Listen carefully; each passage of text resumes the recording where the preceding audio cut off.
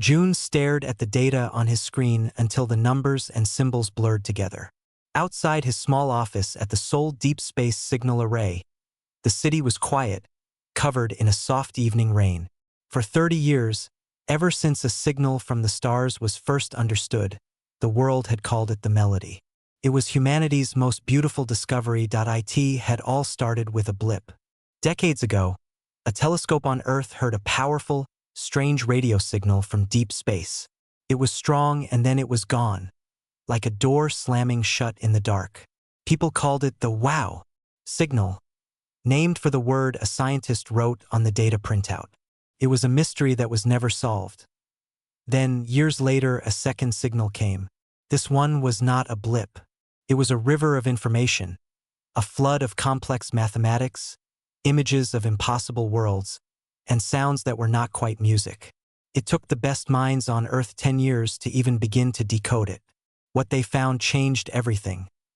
The signal was a greeting, a peaceful, glorious greeting from a species they named the choir. It showed art of light and color. It taught mathematical concepts of harmony.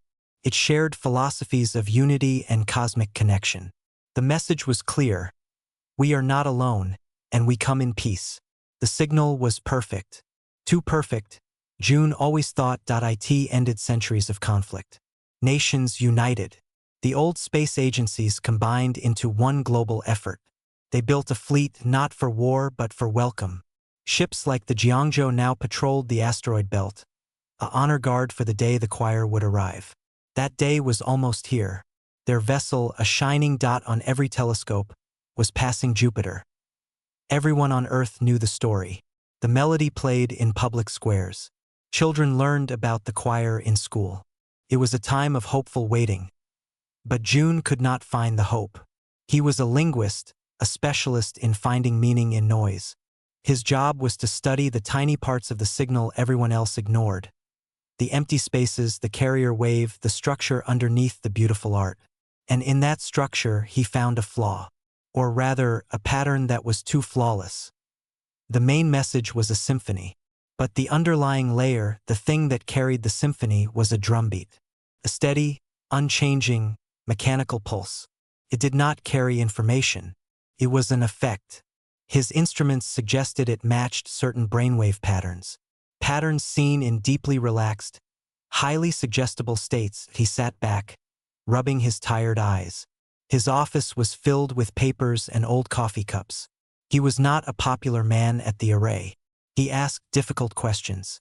He pointed at cracks in the beautiful story. People preferred the story.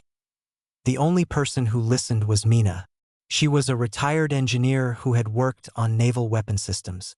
She lived in the apartment below his. They had become friends because they were both quiet, both observant, and both suspicious of things that seemed too good to be true. A soft chime came from his computer. It was a notification from the main array network. Public observation event, choir approach phase. All staff invited to main gallery. There would be celebrations, speeches. June muted the notification. He gathered his findings into a simple file. Graphs showing the signal's pulse. Comparisons to neurological studies. His conclusion was not a wild theory. It was a quiet, terrifying question. What if the message is not the art? What if the message is the feeling the art creates? What if they are not sending us a thought, but a mood? He needed to talk to Mina. He saved the file to a small data stick, turned off his screen, and walked out into the quiet hallway. The array was mostly empty, everyone gathering for the celebration. He took the elevator down to the residential floors. He knocked on her door. It opened after a moment. Mina stood there, a small woman with sharp eyes and gray hair tied back neatly. She was wearing comfortable clothes and holding a tablet. You look like you've seen a ghost. come in. Her apartment was tidy, but technical manuals and old schematics were stacked neatly on a desk. The celebration is starting, she said, nodding toward her window. On the street below, a large screen was being set up, showing the image of Jupiter and a tiny, brilliant light next to it. I'm not here to celebrate, June said, his voice low. He plugged the data stick into her tablet. I need you to look at this. Not as a linguist. Look at it as an engineer. Look at the mechanism. Mina put on her glasses and sat. She scrolled through his data, her face becoming still and focused. She was silent for a long time. June watched the screen on the street below. The image of the choir ship was breathtakingly beautiful, like a jewel floating in the dark. "This pulse," Mina finally said, tapping the graph. "It's a carrier wave, but it's modulated with extreme precision. It's not for carrying data efficiently. It's for resonance." She looked up at him. "You think it's designed to interact with a nervous system?" "I think it's designed to calm a nervous system," June corrected softly, "to induce a sense of awe, of trust, to lower defenses. The beautiful art, the peaceful philosophy. It's the distraction. This," he pointed at the steady, rhythmic line on the graph, "is the real tool." Mina leaned back. "A predator's lure," she said, her voice flat. The words hung in the quiet room. Outside, a cheer went up from the street as the official welcome message began to play from the large screen. "Everyone loves the song," June whispered, watching the happy faces lit by the screen's glow. "No one is listening to the beat underneath." Mina looked from him to the celebration outside and back to the cold, rhythmic pulse on her tablet. "We need to tell someone." "I tried," June said, a hint of defeat in his voice.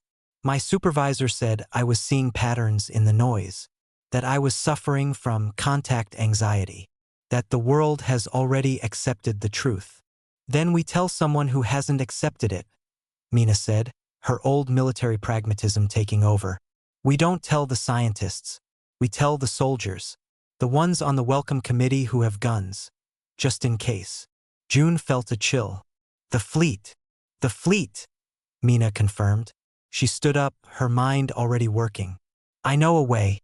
An old, secured channel from my service days. It's buried, but it might still work. We can send a data packet directly to a ship. But June, if we are wrong, we will be called traitors. We could go to prison." June looked out the window again. The beautiful, lying signal was being broadcast into the smiling crowd. He thought of the choir ship, getting closer every second. "If we are right," he said, turning back to her, "and we say nothing, there will be no prison. There will be nothing at all." Mina held his gaze for a moment, then nodded. She sat back down at her desk and began to type, her fingers moving with a sudden, fierce purpose. The celebration's music drifted up from the street, a sweet and hopeful sound, completely unaware of the quiet rebellion starting in a small, tidy apartment high above. The apartment felt like a command center that did not belong in a quiet soul neighborhood. Mina's fingers flew over the keyboard of an older, boxy computer she had pulled from a closet. It was a machine from her past, with physical ports and heavy casing.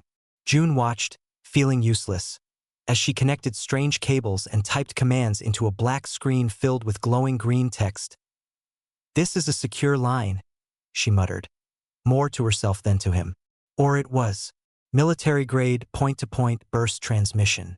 Uses old encryption protocols. The fleet still monitors these channels for emergencies, but they are mostly forgotten. They are quiet. "Can we just talk to them?" June asked, his eyes on the complex strings of code. "No voice, just data. We send your entire analysis file as a raw burst. It will be a spike on their systems. Someone will have to look at it." She paused, her fingers hovering over the enter key. "We need to choose a target, not Earth Command. Too many political filters. A ship, a captain on patrol." "The Jiangzhou," June said immediately. He had read the fleet dispatches. Captain Li Day had a reputation. He was a strict traditionalist, known for drilling his crew on combat scenarios long after other captains had switched to ceremonial welcome maneuvers. In an interview, he had said, "A guard who only knows how to smile is not a guard." The comment had caused a small scandal. "The Jiangzhou," Mina repeated, nodding.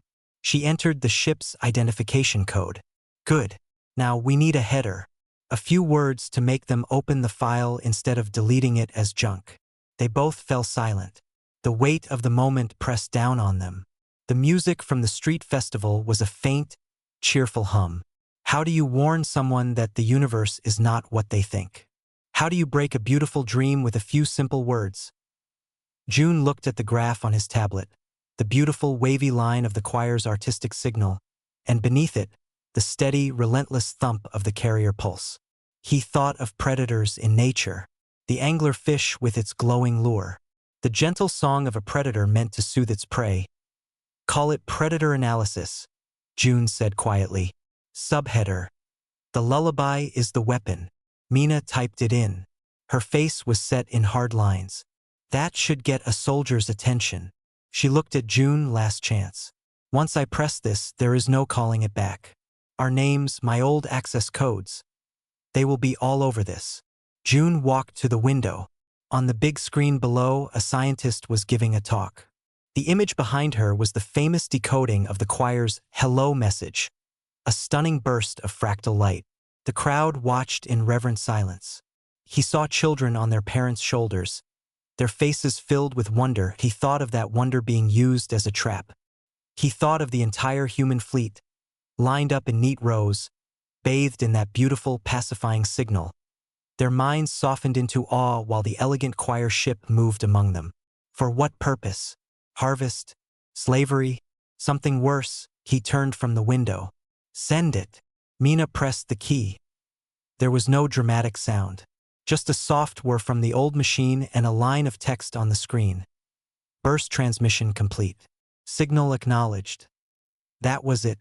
Their warning was now a tiny streak of data racing through the network of human communications satellites, heading out past the moon, past Mars, into the dark where the Jiangzhou waited. Now what? June asked, the adrenaline leaving him feeling hollow. Now we wait, Mina said, shutting down the old computer and unplugging it. And we hope Captain Li Day is the man they say he is. On the bridge of the United Earth frigate Jiangzhou, the mood was one of quiet boredom. Space was vast and mostly empty. Their patrol route near the asteroid belt was a routine watch. Official duty logs called it a vigil of welcome. The crew called it glorified parking duty. Captain Li Day sat in his command chair, reviewing maintenance reports. He was a solid, serious man who believed in order. The melody played softly on the ship's public channel, as it did on every human vessel and outpost. He found it distracting. He preferred silence.at, the communication station. Officer Sujin monitored the data streams. Most of it was routine traffic from Earth and the Martian colonies. A lot of it was about the upcoming choir arrival, endless talk of ceremonies and cultural exchanges. She filtered most of it to a secondary screen. A small, red icon flashed on her main panel. An alert for the Legacy Secure channel. No one used that. It was for extreme emergencies, a system so old most younger officers didn't even know it existed. Captain, Sujin said, her voice curious. I have a Priority 1 burst on the LSC. Point of origin is Earth, Sol. It's flagged with a header. Li Day looked up. What header? Sujin read it. Predator analysis. Subheader: The lullaby is the weapon. A silence fell over the bridge. The soft, beautiful melody suddenly sounded different in the quiet. Run full quarantine protocols on the data packet, Li Day ordered, his voice calm but firm. Isolate it, then open it. Audio only, no external visuals. He knew better than to let an unknown file into his ship's main systems. Sujin's hands moved quickly. Quarantine active. Opening file. She put the audio on the bridge speakers. It was a man's voice, tired and urgent. It was June explaining his findings in simple terms. He spoke of the carrier wave, the neural resonance, the perfect art hiding a mechanical pulse. He explained it not as a message, but as a system, a delivery system for a feeling. When it finished, another voice, an older woman's, Mina, spoke. She explained it in military terms. It's a resonant acoustic weapon, Captain, but subtle. Long-term, it doesn't attack the body. It prepares the mind. It builds trust. It lowers guard. Standard doctrine for subduing a technologically advanced opponent without damaging their infrastructure. You send the pacification signal first. Then you arrive. The recording ended. The bridge was utterly silent. The only sound was the ever-present, gentle hum of the ship and the faint, melodic tones of the choir's signal. Lee Day stared at the main view screen, which showed the peaceful stars. His mind, a tactical mind, connected the dots. The universal welcome, the disarming beauty, the human fleet's purpose, to line up and be seen, not to fight. The choir ship, getting closer every hour. "Sujin," he said, his voice like gravel. "Analyze the raw signal from the choir. Focus on the low-band carrier wave. Filter out the pretty pictures and the music. Show me the skeleton. Show me the drumbeat." "Yes, Captain." Took her 10 minutes. 10 minutes where Lee Day did not move. Finally, a new graph appeared on his command screen. A simplified waveform. It showed the artistic data as a chaotic, beautiful mess. And beneath it, clean and steady as a heartbeat, was the pulse. The relentless, unchanging, mechanical pulse. It was exactly as the man from Seoul had described. Lee Day stood up. The peaceful music felt like an insult now. A lie playing in his house. "Officer Sujin," he said, his voice now carrying the full weight of command. "Prepare a fleet-wide priority alert. Attach this analysis and the data from Seoul. Label it Black Swan Protocol. Then, open a direct laser link to Earth Defense Command." He paused, his eyes hard. "And turn off that damn music." The silence on the bridge of the Jeongjo was heavier than the deep space outside. The beautiful melody was gone, cut off by Captain Lee Day's order. In its place was a low hum of machinery and the tense breathing of the crew. The graph showing the choir's steady, mechanical pulse glowed on every screen. A cold truth in a sea of dark lies. Sujin's hands moved with practiced speed. "Fleet-wide priority alert is ready, Captain. Data packet attached. Using Black Swan encryption protocol." Black Swan meant an event that was believed to be impossible, but was now happening. It was the highest level of alert before actual combat. "Send it," Lee Day said. A single burst of data, containing June and Mina's warning and the Jeongjo's confirmation, shot out from the frigate. It raced at the speed of light towards every human ship, outpost, and command center in the solar system. "Laser link to Earth Defense Command is established," Sujin reported. "Channel is secure." Lee Day straightened his uniform. On his private screen, the serious face of General Park, the chair of Earth Defense, appeared. He looked annoyed. "Captain Lee, this is an irregular channel. We are monitoring the choir's approach. Make it quick." "Sir," Lee Day began, his voice flat. "We have received and verified a credible threat analysis regarding the choir signal. The transmission is not a peaceful greeting. It is a sophisticated pacification weapon. Its carrier wave is designed to induce neural compliance." General Park's expression shifted from annoyance to cold disbelief. "Captain, we have 30 years of analysis from our best scientists. The signal is a gift, a cultural treasure. The treasure is the wrapping paper, General," Lee Day insisted, forcing his voice to remain calm. "We are sending you the data now. The underlying structure is a resonant pattern keyed to suggestible brain states. It is a predator's lure. They are not coming to talk. They are coming to harvest a docile population." On the screen, General Park looked to the side, reading something. Lee Day knew the man was seeing the same stark graph. The general's face tightened. "This is unverified analysis from a single low-level linguist and a retired engineer. You are risking a galactic incident based on a theory." "It is not a theory, sir. It is an engineering assessment of the signal's mechanism. And the timing is clear.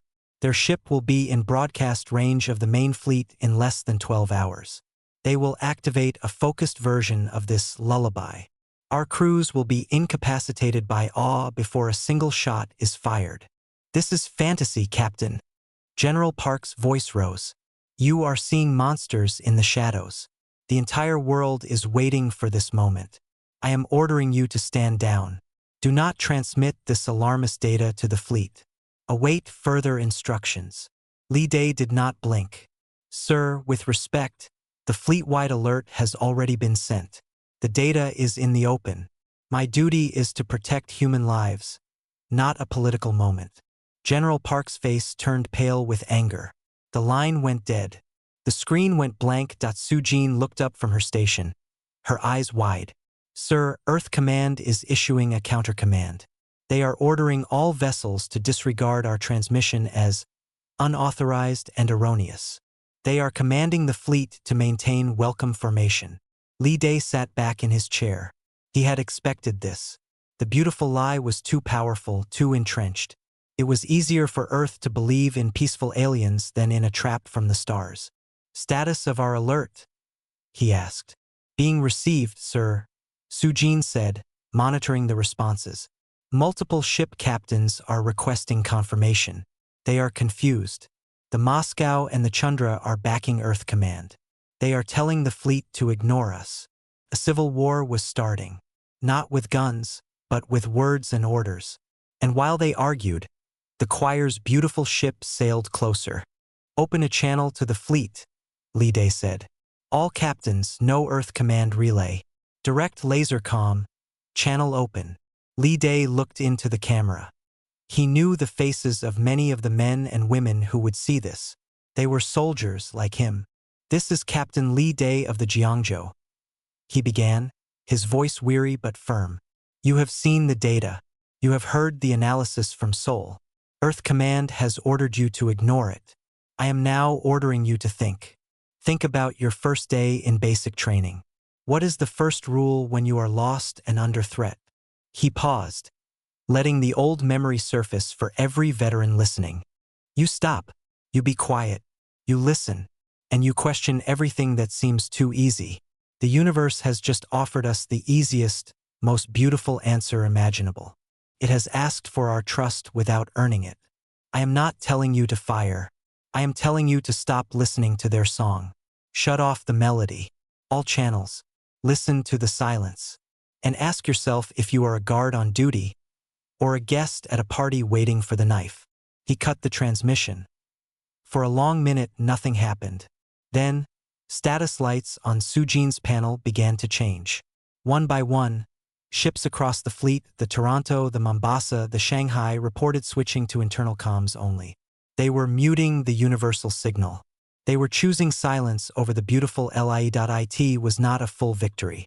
Many ships stayed with Earth Command. But a fracture line had formed.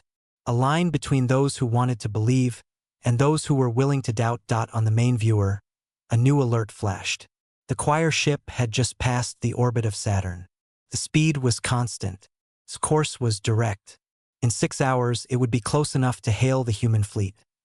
And somewhere on Earth, in a quiet apartment, June and Mina watched a news feed. A somber-looking anchor was reporting on a regrettable and unauthorized alarm sent by a rogue ship captain, causing minor confusion. The officials assured everyone that first contact would proceed with wonder and peace. June turned off the screen. The apartment was dark. They had no way of knowing if their message had been heard or if it had been silenced. They're still telling the story, June whispered. Mina looked out at the night sky, where a strange new star, the choir ship, was now visible to the naked eye. For a little while longer, she said. But your captain, Li Day, he has started a different story, quieter one. Now we see which one is stronger. The strange new star in the sky grew brighter each night. In the apartment, the air was thick with waiting. June and Mina had done all they could. The data was sent. The warning was out. Now they were just 2 more people on Earth watching the sky, hoping someone had listened. The news continued its peaceful message. Officials smiled and spoke of historic moments. But there were cracks. Short, confusing reports of communication exercises in the fleet. Brief mentions of the Jiangzhou being temporarily isolated from the network. The story was being managed, but the strain was showing. June found he could not sit still. He paced the small living room. We should have sent more. We should have found a way to explain it better. You explained it perfectly, Mina said, her voice calm. She was sitting at her table, cleaning the parts of an old toolkit. The methodical work seemed to soothe her. The truth is simple. It is either seen or it is not. The captain saw it. That is what matters. But will the others? Or will they listen to Earth Command? June asked, his voice tight with frustration. Mina looked up, her eyes sharp. Earth Command is in a room on a planet, surrounded by politicians and celebrations. Captain Lee Day is on a ship, in the dark, looking at that star getting closer. Who do you think understands the situation better? On the bridge of the Jiangzhou, the situation was clear. The choir vessel was now a distinct shape on the long-range scanners. It was beautiful even on the screens. It looked like a piece of crystal grown into a smooth, organic shape, catching the distant light of the sun. It moved with a silent grace that felt unnatural. The fleet was divided. Roughly a third of the ships, led by the Jiangzhou, had muted all external broadcasts and were operating on tight-beam laser comms only. They had formed a loose defensive cluster.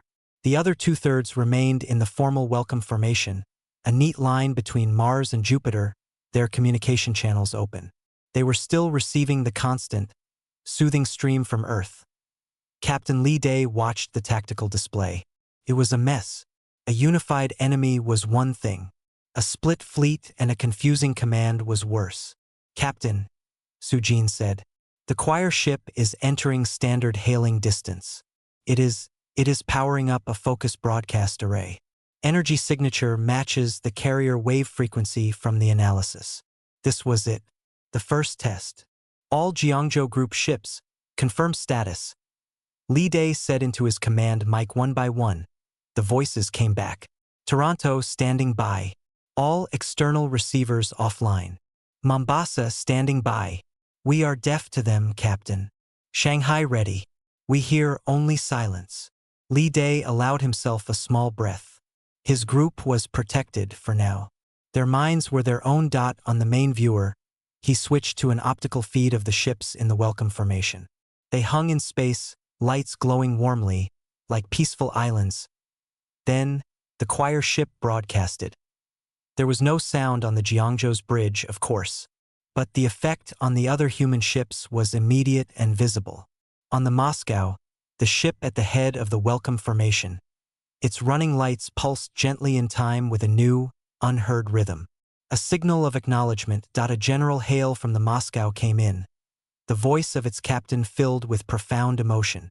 Earth Command, the choir is hailing us.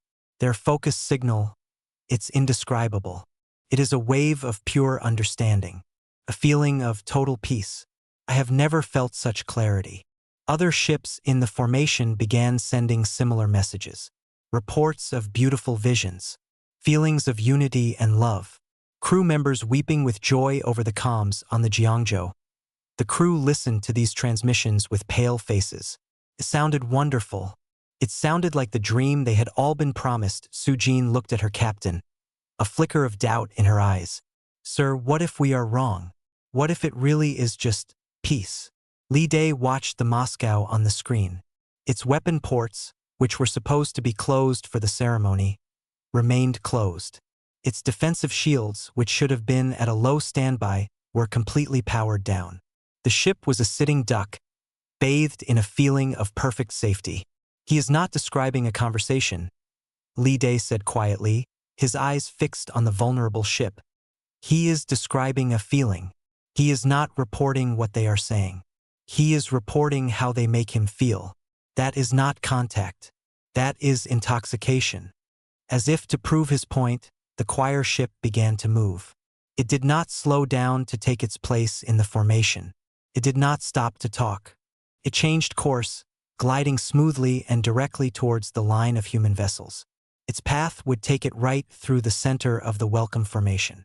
Moscow, this is Jiangzhou. Lee Day barked into the fleet channel. The choir vessel is on a collision course with your position. Raise your defensive grid. Power your engines. The reply from the Moscow was dreamy, slow. Jiangzhou, there is no threat, only unity. You should open your channels, experience the connection. The choir ship was getting closer. It was not slowing down. All Jiangzhou Group ships, Lee Day said, his voice now cutting like steel. Targeting solutions on the alien vessel.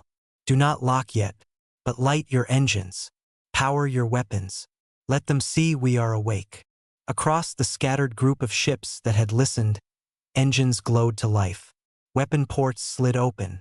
Targeting lasers, invisible to the eye but bright on sensors, painted faint lines across the void towards the elegant crystal ship.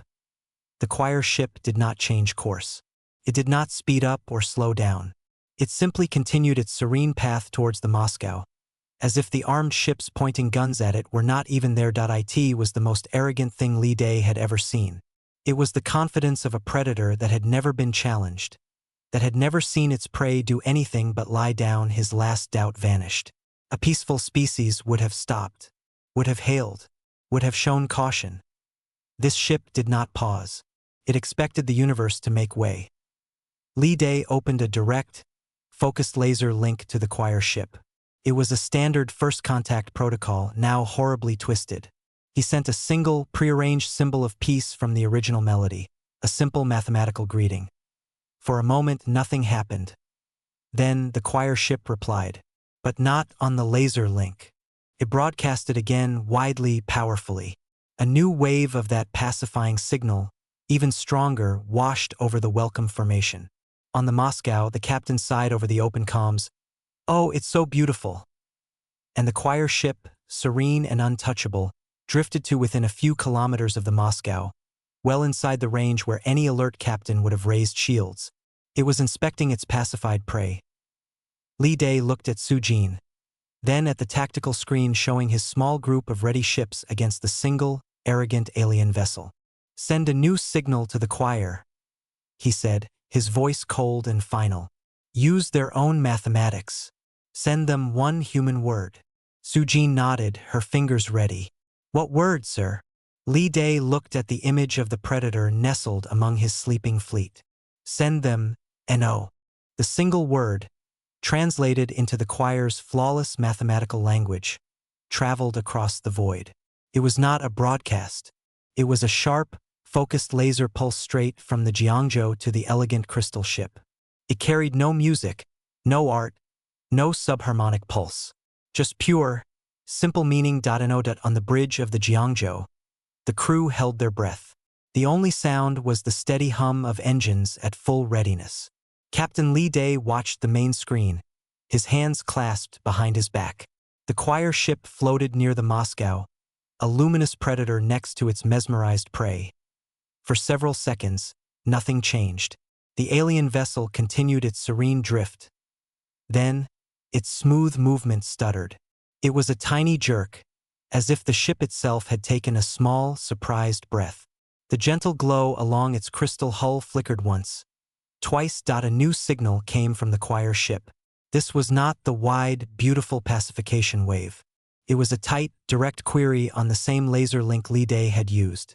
It contained no words, just a packet of data.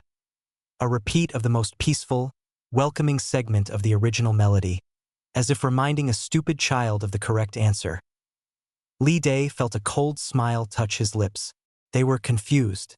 They had never received a no before. They thought it was a mistake. He turned to Sujin. "Send it again. Same word. Add our fleet's identification codes and our current weapons status." Another pulse of light shot out. No. This time, attached data showed the Jiangzhou, the Toronto, the Mombasa, all with powered weapons and targeting systems active. The reaction was immediate. The choir ship's gentle glow vanished, replaced by a harsh, actinic blue light that flared from its core. It began to move, not with serene grace, but with sharp, mechanical purpose. It turned away from the Moscow, presenting its narrowest profile to the Jiangzhou group. Defensive shields, invisible until now, shimmered into existence around it like a heat haze. "They are raising defenses," Sujin reported, her voice tight. "Energy spike from their central structure. It looks like some form of directed energy projector. They are targeting us. A direct threat." Finally, the mask was off. "All ships," Li Day said, his voice calm and clear over the battle channel. "The choir vessel has responded to a peaceful signal with weapon power-up. They are targeting human ships. This is a hostile act. Black Swan Protocol is confirmed. Weapons free. Fire at will." The order hung in the air for a fraction of a second. It was the order they had drilled for, but never truly believed they would use.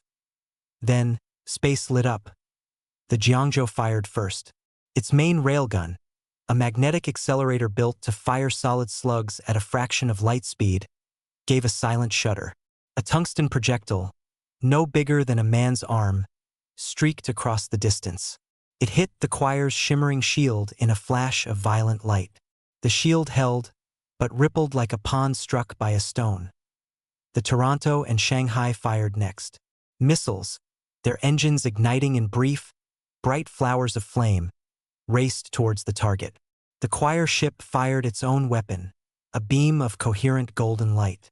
It sliced one missile in half, turning it into a silent fireball. The second missile struck the shield, overloading the point of impact. The alien shield flickered and died. The elegant ship was now naked against the dark. Confusion seemed to grip it. It turned, not to flee, but to face this new, unbelievable reality. It fired its golden beam at the Jiangzhou.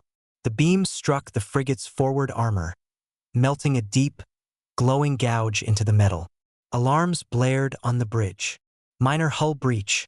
Section 4 sealed. An officer yelled. Li Day didn't flinch. Concentrate fire on its main body. All batteries. What happened next was not a battle. It was a demolition. The human ships, trained for war in a time of hoped for peace, unleashed everything they had. The choir ship was beautiful and advanced, but its design was for intimidation and subtle control, not for a brawl. Its hull, for all its crystalline beauty, was brittle under kinetic assault. Railgun slugs punched through it, leaving neat, horrible holes that vent glittering debris. Missiles found their marks, exploding against its spine. Chunks of crystalline structure broke free, spinning away into the void. The choir ship stopped firing. It tried to turn, to run, but its movements were clumsy and slow. A final, coordinated volley from 3 human frigates struck its central mass. The elegant vessel came apart. It did not explode in a fiery ball. It shattered, like a glass ornament hitting a stone floor. A million glittering fragments fanned out in a slow, silent cloud, catching the distant sunlight. The golden lights within it winked out, one by one. Then, there was only dark, expanding debris. The bridge of the Jiangzhou was silent. The crew stared at the screen, at the cloud of dust and glitter that had, seconds ago, been an alien ship. The only sounds were the beeping of consoles and the heavy breathing of the men and women who had just ended a dream and started a war. Sujin broke the silence, her voice a whisper. Signal from the choir vessel. It's gone. Just debris. Li Day slowly sat back in his command chair. He felt no joy, no triumph, only a vast, hollow cold. He had just killed the first aliens humanity had ever met. Then, a new signal appeared on Sujin's panel. A weak, scattered transmission from the cloud of debris. It was not on the laser link. It was a desperate, broadband radio scream. And it was not the beautiful, layered melody. It was raw, shrieking, a cacophony of discordant sounds and jagged light patterns. There were no peaceful thoughts, no art. There was only shock and panic and a terrible, bewildered pain. They were hearing the true voice of the choir for the very first time. Li Day listened to the awful noise for a moment, then nodded to Sujin. Record it. All of it. Then, shut it off. The horrible sound died. The bridge was quiet again. On the view screen, the ships of the Welcome Formation were just beginning to stir. The Moscow's captain was on the comms, his voice thick and disoriented. What happened? There was light, and then, he had no memory of the fight. He had been asleep. Li Day opened the fleet-wide channel. His voice was tired, but it carried to every ship, near and far. The choir vessel is destroyed. It fired first upon being challenged. The pacification signal has ceased. He paused, looking at the shattered pieces on the screen. They are gone. The first contact is over. All ships, report damage and casualties. This is not a victory. This is a fact. We are awake. Now we have to decide what to do next. The silent cloud of glittering debris drifted where the choir ship had been. On the bridge of the Jiangzhou, the crew moved slowly, their actions mechanical. They checked systems. They sealed the hull breach. They tended to minor injuries from the single enemy beam that had struck them. No one spoke much. The weight of what they had done pressed down on them. On the main screen, the other human ships were like people waking from a deep sleep. The Moscow and the others in the welcome formation powered up their engines and shields, movements clumsy and confused. Their captains filled the comms with stunned questions.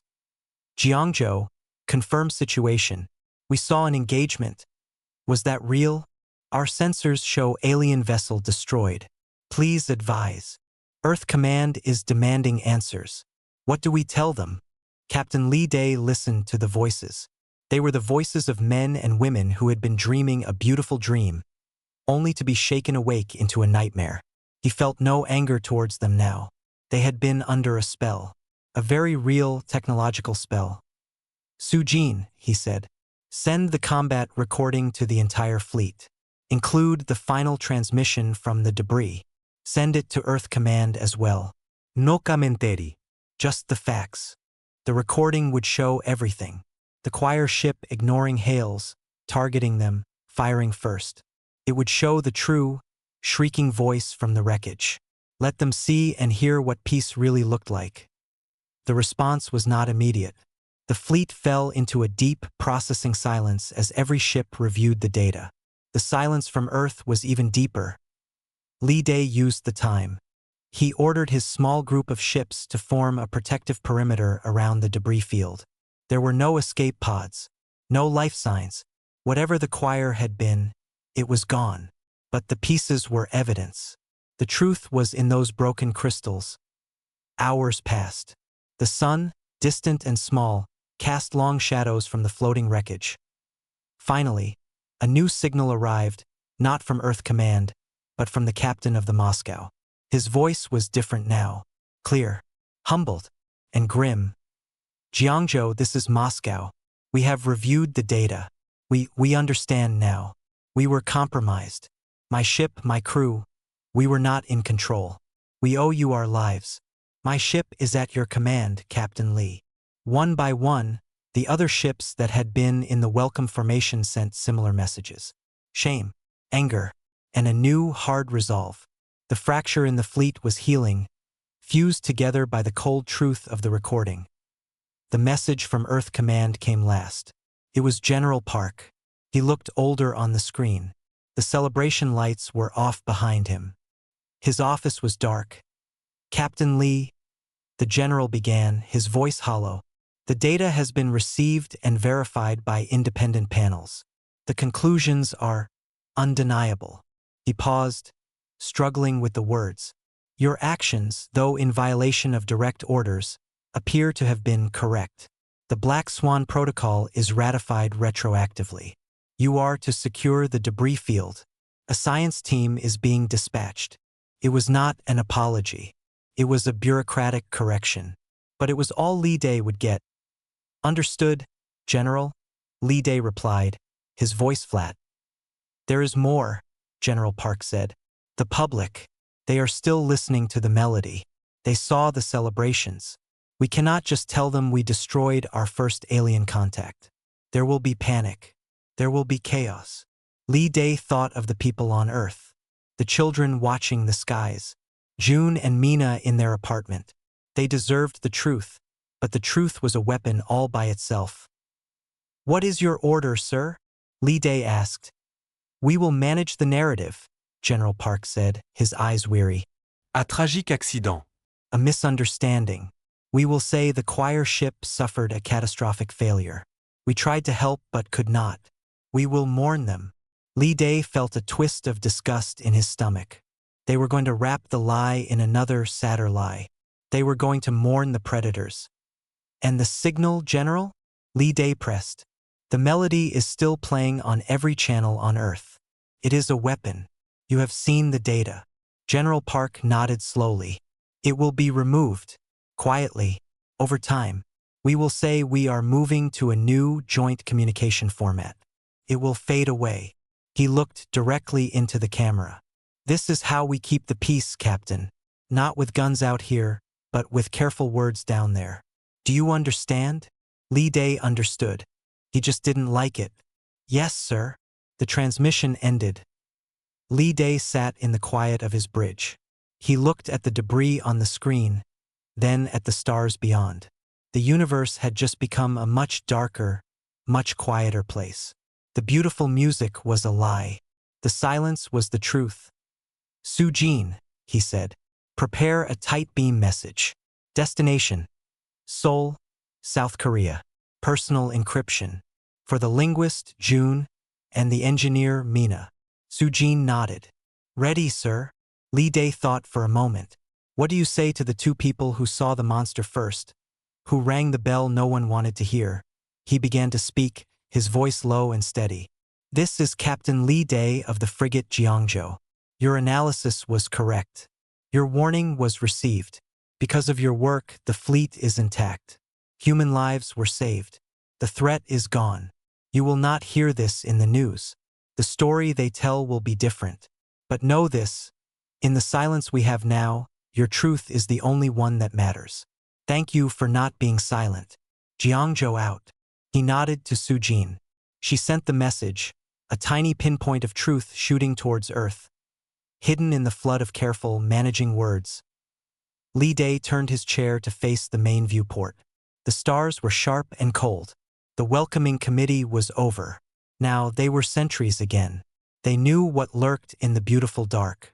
And they knew they could not afford to listen to its song ever again. The official story was a quiet, solemn thing. It spread across the news channels the next day. The choir ship, on the final approach to humanity, had suffered a sudden and catastrophic power failure. The human fleet had tried to assist, but could not prevent the tragedy. There were images of the beautiful ship, then a simulated, gentle flash of light. The world was asked to observe a moment of silence for the lost friends they never met in his apartment. June watched the report with the sound off. He saw the polished news anchor, the respectful graphics. It was a good story, a clean story. It let people keep their wonder, even if it was now mixed with sadness. Mina sat beside him, sipping tea. They are telling a kinder lie, she said, to cover up an ugly truth. Yoon just nodded. He felt empty. They had been right and the world would never know. He had expected to feel something more. Vindication, maybe. Instead, he just felt tired. A soft chime came from his personal computer. A security alert. An encrypted, priority message. The origin was masked, but it carried military-grade coding. With a glance at Mina, he opened it. Captain Li Day's voice filled the quiet room. It was not a long message. It was simple, direct, and real. When it finished, playing the captain's quiet, "Thank you for not being silent," June sat back. The hollow feeling inside him filled with something solid. It was not pride. It was resolution. They knew. The people who needed to know knew. That was enough. Weeks passed. The choir's melody did not disappear overnight, just as General Park had said. It was slowly phased out. A new, human-composed song of remembrance took its place on the public channels. It was nice, but it was just a song. It had no hidden pulse, no mesmerizing beauty. People listened to it for a while, then mostly ignored it. Life on Earth returned to a kind of normal. But it was a different normal. The United World Government did not break apart, but its purpose shifted. The Welcome Fleet was renamed the Solar Defense Fleet. The ships that had been built for ceremony were retrofitted for war. New ships were laid down, their designs angular, practical, and heavily armed on the bridge of the Jiangzhou. Now repaired and redeployed, Captain Li Day reviewed the new patrol schedules. The debris field from the choir ship had been collected by silent, robotic tugs. Scientists were studying it in a high-security lab orbiting the moon. The early reports were chilling. The crystals were not just structure. They were part of a biological system, grown rather than built. And the science teams had confirmed June's theory down to the smallest detail. The signal was a precise neurotool. Sujin approached his chair. Captain, the final memorial service is being broadcast from Geneva. Will you be watching? Li Day shook his head. No. I have already paid my respects. He had paid them with railgun fire and the lives of his crew. A public speech held no meaning for him. He looked at the main screen, which showed the steady, silent stars. Any change in long-range sensor protocols? Yes, sir, Sujin said. New filters are in place. The analysis from Sol, from June and Mina has been baked into our listening algorithms. We are no longer just listening for complex messages. We are listening for that specific carrier wave pattern. We are listening for the lullaby. If anything like it ever touches our receivers again, the alert will be instant. Li Day nodded. That was the real memorial. Not a moment of silence, but a new way of listening. A year after the encounter, June and Mina were invited to a small, private conference at a secure facility in Norway. It was not publicized. There were no medals. The people in the room were scientists, engineers, and military planners. June presented his linguistic findings. Mina spoke about signal weaponization. Afterwards, a senior officer approached them. Your work has been foundational, he said. It is now part of our first contact protocols. The first step is no longer interpret. The first step is analyze for coercion.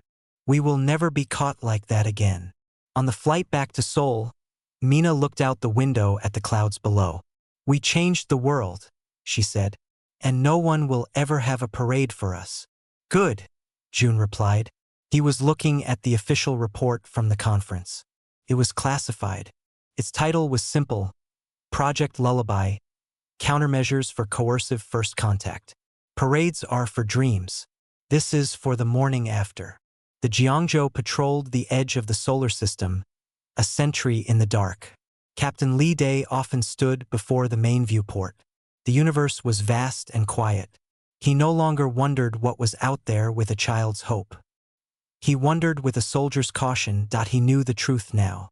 Space was not empty.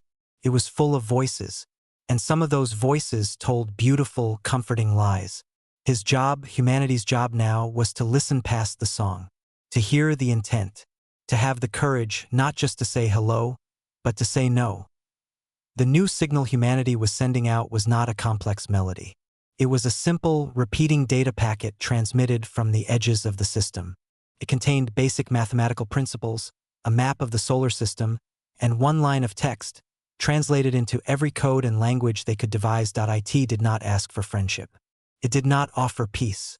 It simply stated a fact, discovered in fire and silence. We are awake. And in the quiet between the stars, that was the only message that mattered.